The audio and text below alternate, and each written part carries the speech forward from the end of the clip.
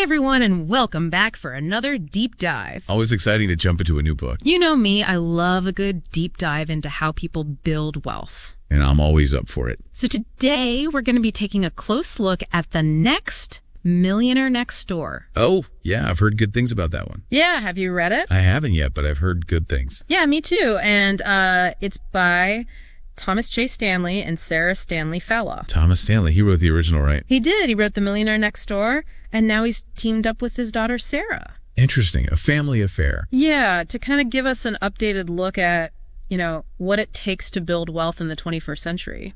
Must be some new challenges these days. I think so. And, one of the things that really hooked me right away was this idea that maybe the key to building wealth isn't about how much you earn. Okay. It's really about how you think about money. That's interesting. Yeah, the mindset. Exactly. And they do a great job of dispelling some common myths. Okay, love a good myth busting. Right? Like how many times have we heard, income equals wealth? Right. You must be wealthy. Right. And they really make it clear it's not about your income. It's about your net worth. And that's an important distinction. Huge. Yeah, for someone just starting out on their wealth building journey. Right. How would you explain the difference between income and net worth?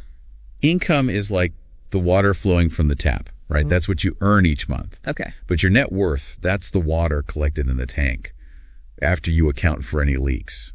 Okay. I like that analogy. So it considers your assets. Okay. Things you own minus your liabilities, what you owe. Gotcha. So it's the big picture. Exactly. A snapshot of your overall financial health. And speaking of snapshots, the book actually gives a perfect example of this with this couple they call the Complainskis. Oh, yeah, the Complainskis. I remember them. They make a decent income, but they're always complaining about money. Right. They feel strapped, comparing themselves to their neighbors who seem to have it all. The big house, fancy cars. The whole 9 yards. But Stanley and Fallow point out something really interesting. What's that? Even with all their perceived struggles. Right. The Complainskis are actually above the median net worth. Wow. For American households. It's a wake-up call, isn't it? It really is. Shows how easy it is to get caught up in appearances. Keeping up with the Joneses. And lose sight of your own financial reality. And that actually leads perfectly into another big myth. Okay, lay it on it. That we can judge wealth by what we see. Ooh, yeah, judging a book by its cover. Exactly. And that's where that whole Millionaire Next Door concept really comes in. Right, they often fly under the radar. They do. Did you know that the median price millionaires paid for their most recent car was just $35,000? Wow. I did not know that. Crazy, right? That's impressive. And they're not driving, flashy sports cars either. So what are they driving? The top 3 brands are Toyota. Really? Honda. Practical. Reliable. It's almost like they're intentionally trying to not stand out. Yeah. Blend in. Which makes sense because it frees them from the pressure to keep up with the Joneses. Which, as we all know, can be a real drain. Financially and mentally? Stanley and Fallow actually have a term for this. Oh, yeah. What do they call it? They call it social indifference. Social indifference. I like that. It's about being content with what you have. Okay, but how do you tune out all that pressure? That's a great question. Especially with social media. Right. Everyone's showcasing their perfect lives. Yeah, it's tough. It is, and the book addresses this head on. Okay, good, because I was wondering about that. One of the most striking examples they share is the story of Alison Lamar. I remember her story. She achieved financial independence after her divorce. Right. And what stood out to me was she realized that true wealth wasn't about impressing others. Okay. It was about making choices that aligned with her own values and goals. So it was about her own definition of success. Exactly. And it was about understanding her finances and building a life she truly wanted. Regardless of what other people were doing. Precisely. Inspiring. And this brings us to that millionaire mindset we were talking about. Okay, let's break that down. What are the core elements of this mindset? Well, we already touched on social indifference. Right, not caring what other people think. Exactly. But another cornerstone is frugality.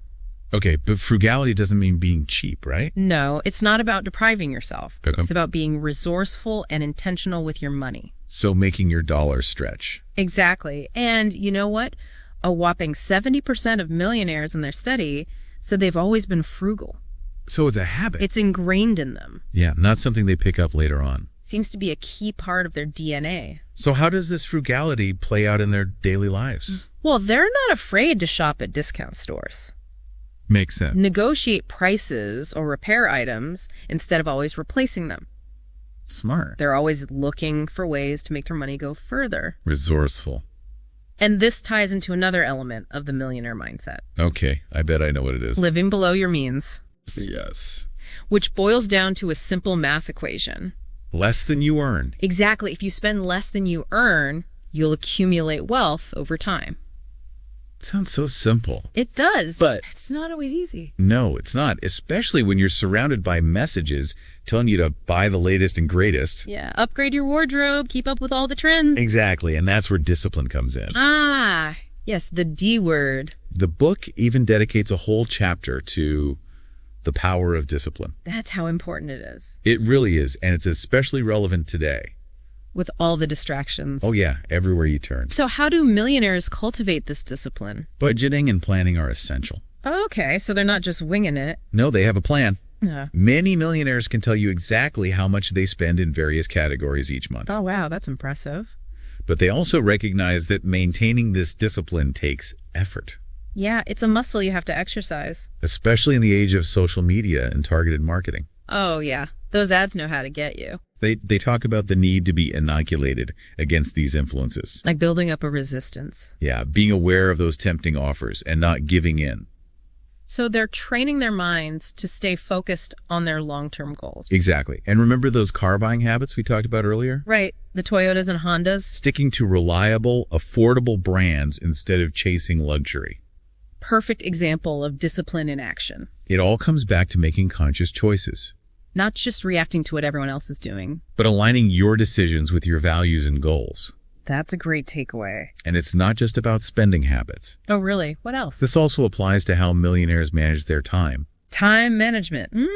That's intriguing. They're very strategic about it. So how do they allocate their time differently? They prioritize activities that contribute to their wealth-building goals. Okay.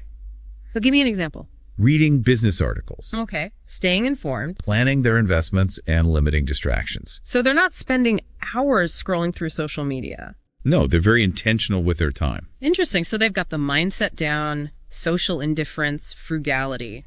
Living below their means and discipline. That's a solid foundation. But what about the income side of things? Right, because you need some money coming in to build wealth. Exactly. So what career paths and entrepreneurial strategies lead to wealth? Yeah, great question. What did Stanley and Fallow find? Well, one thing that stood out to me was that it's not necessarily about finding any high-paying job. Okay. It's more about finding a path that aligns with your strengths and interests. So playing to your strengths. Exactly. Thanks. They talk about this concept of the household CFO. Oh, yeah, like everyone in the household plays a role in managing finances. Right, working together towards a common goal. Like a team. Exactly. And they point out that certain personality traits, like conscientiousness, focus, and responsibility, those are important. They're key success factors. So it's not just about luck. No, it's about cultivating those inner strengths. That drive success. Precisely. And those strengths can be applied to a variety of career paths. So you don't have to follow a specific formula. No, find what works for you. The book highlights this with the example of Tom Hanks. Oh yeah, Tom Hanks, what about him? And his time at Shabbat College. Shabbat College, not exactly an Ivy League school. Right, but it was the perfect environment for him to hone his acting skills. And launch his career. So sometimes taking the less conventional path can lead to greater rewards. Absolutely. And it shows that passion and financial success don't have to be mutually exclusive. You can have both. That's a great message. Okay, now what about entrepreneurship? Yeah, because a lot of people dream of owning their own business. Right, being their own boss. So what insights did Stanley and Fallow offer for aspiring entrepreneurs? They acknowledge that entrepreneurship is not an automatic path to riches. Okay, so it's not a get-rich-quick scheme. No, it takes hard work, discipline, and a knack for spotting opportunities. But there's definitely potential for wealth creation. Oh, absolutely. They found that small business owners tend to have higher net worths. So it's worth exploring. Definitely. And they noticed a common thread among successful entrepreneurs. Okay. I'm curious, what is it? Many of them had a strong sales background. Interesting. Which teaches you valuable skills like persuasion, negotiation, and understanding customer needs. That makes a lot of sense. It's about building that entrepreneurial mindset. And what about moonlighting? Oh yeah, having multiple income streams. Is that something they recommend? Absolutely. They see it as a classic millionaire next door strategy. And they give some great examples in the book. Like Murray the teacher who moonlighted as a house painter. Oh, yeah, I remember him and Kay the nurse who became a headhunter. They show how people can leverage their skills and time to create additional income streams. It's about being resourceful and taking initiative. Exactly, not waiting for the perfect opportunity, but creating your own. Love that. Okay, so we've covered mindset, discipline, career paths, and entrepreneurship. It is, but there's one more crucial piece of the puzzle. Oh, yeah, I think I know what it is. Investing. Exactly. And that's where things get really interesting. Okay. So in part 2. We'll dive into the investing strategies that millionaires use to grow their wealth. I'm looking forward to that one. Me too. It's going to be good. So stay tuned. All right. Welcome back, everyone. You ready to tackle investing? Let's do it. It's a topic a lot of people find mysterious. Yeah, it can be. And I think it's the one where a lot of those get-rich-quick schemes kind of come in. Oh, yeah, for sure. But what about how real millionaires invest? What sets them apart? You know, it's not about some secret formula or insider knowledge. Okay, good. Because I was worried you were going to tell me I need to know some secret handshake. No. It's much more straightforward. One of the biggest things is they're in it for the long haul.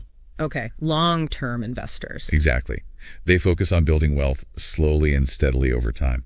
And the book actually has a table showing their average holding periods. It's years. Not days or weeks. Which is so different from how a lot of people approach investing these days. Right. It's all about chasing the latest hot stock tip or jumping in and out of the market, trying to time things perfectly. And it can be so stressful. I know, I've been there. But millionaires seem to understand that real wealth, lasting wealth, it's built through patience and discipline. Not through risky gambles or trying to outsmart the market. It's about riding out those inevitable market fluctuations and staying focused on the big picture. Which is hard.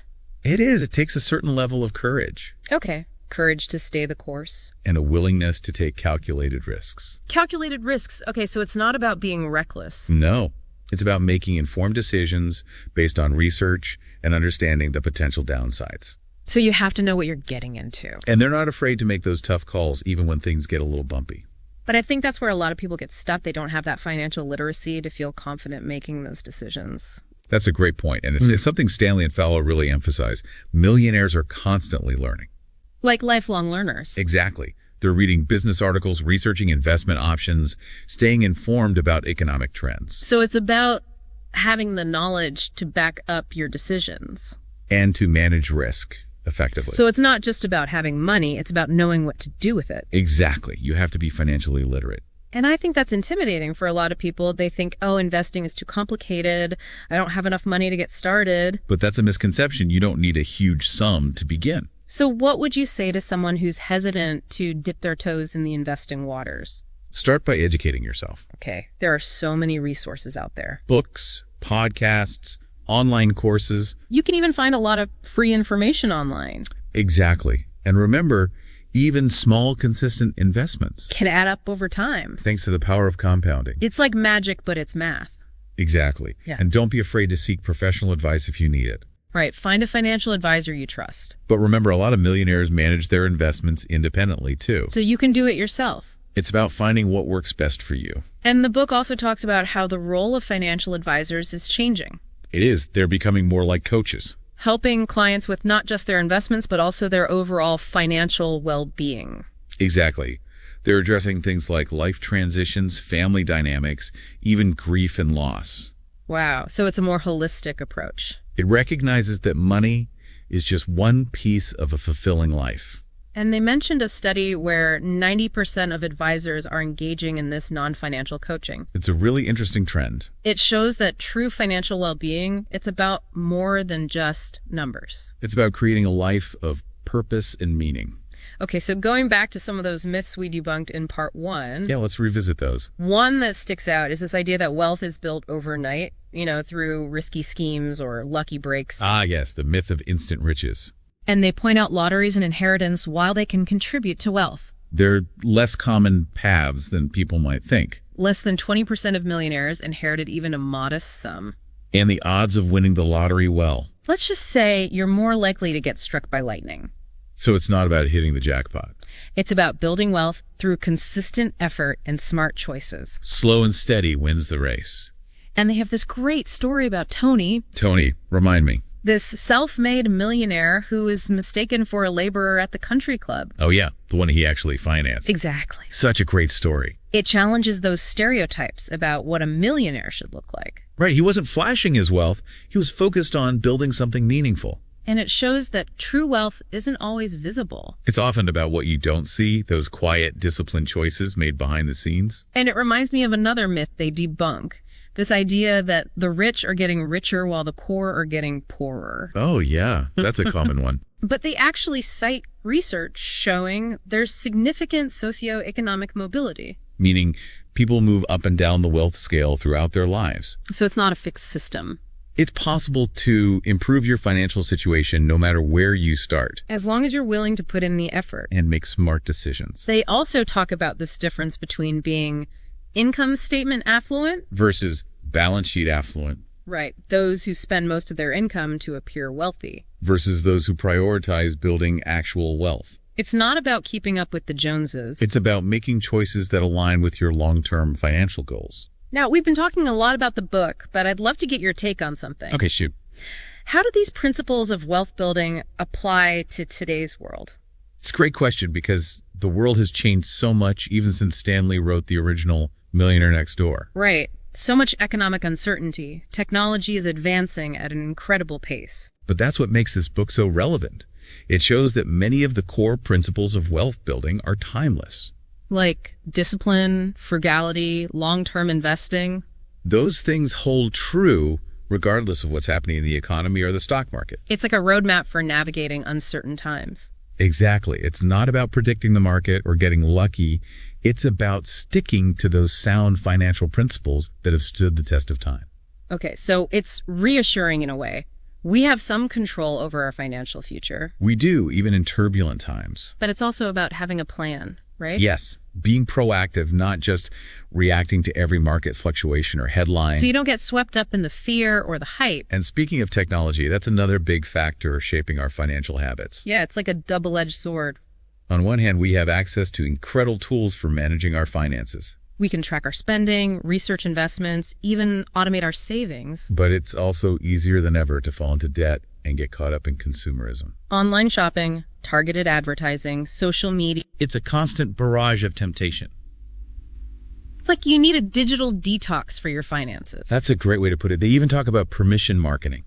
Being selective about who we allow to access our attention. Exactly, because it's not just about external distractions. It's also about internal discipline. Developing the self-control to resist those tempting offers. And stay focused on your long-term goals. Which is harder than ever in today's world. So much instant gratification.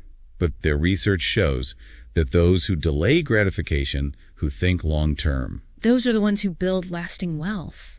And remember, building wealth isn't just about reaching a certain net worth. Okay, so it's about more than just the numbers. It's about developing healthy habits and making choices that lead to a more fulfilling and financially secure life. It's a journey, not a destination. I love that perspective. It's about finding joy in the process and the progress you make along the way. And Stanley and Fallow share stories of millionaires who found that joy. Not just in their financial success, but also in their work, their families, their communities. It's a reminder that true wealth encompasses all aspects of life. Okay, so we've covered a lot of ground here. We have, from debunking myths to exploring those timeless principles. It's been such an insightful conversation. I agree. I've learned a lot. So before we wrap things up, what are some key takeaways you'd highlight for our listeners? The book manages to be both timeless and timely. Okay, meaning? It provides a blueprint for building wealth based on enduring principles, but adapted to today's unique challenges. So even though it was written a while ago, it's still relevant today? Absolutely. And it's full of practical advice and real-life stories. It's like having a mentor in a book. Exactly. So before we move on to part 3, what does all this mean for our listeners? What can they do today to put these principles into action? Yeah, it can feel overwhelming, right? Like, we've got all this knowledge now. We've got the tools, but where do we start? Exactly. So what's the first step? The one thing someone could do today? Well, going back to one of those key concepts from the book, okay. How about taking on the role of household CFO. Ooh, I like that. So taking charge of your finances. Yeah, just like a CFO would for a company. So making those conscious choices about spending, saving, investing. Exactly. And it doesn't have to be big sweeping changes right away. Okay, small steps. Maybe you start tracking your expenses this week, see where your money's actually going. Okay, that's manageable. Or maybe you set up an automatic savings plan. Even a small amounts can make a difference over time. That's a good one. What about investing? Any advice for beginners? Start by learning the basics. Maybe spend an hour researching different investment options. Okay, so educate yourself. Exactly. And don't be afraid to ask for help if you need it. Right. There are financial advisors out there who can guide you. And it all comes back to those habits we were talking about. Discipline, consistency. Building those financial muscles one choice at a time. It's a journey. It really is. And here's a thought-provoking question for you as a listener. Ooh, I like this. If you could sit down with a millionaire next door, someone who's actually lived these principles, Okay. what one question would you ask them about their journey? Wow, that's a good one. It really makes you think about what matters most. What's truly important beyond just the money? And I think that's what's so great about the Next Millionaire Next Door. It's not just about getting rich. It's about living a richer life. A more fulfilling life, one with financial freedom and purpose. Absolutely. And if you're interested in diving deeper into these ideas, definitely check out the book, The Next Millionaire Next Door, by Thomas J. Stanley and Sarah Stanley Fallow. It's packed with practical advice and inspiring stories. A great read for anyone who wants to build a life of financial well-being. Okay, so on that note, I think it's time to wrap up this deep dive. It's been a pleasure exploring these ideas with you. Likewise, it's always a great conversation. Until next time. Keep learning, keep growing, and keep diving deep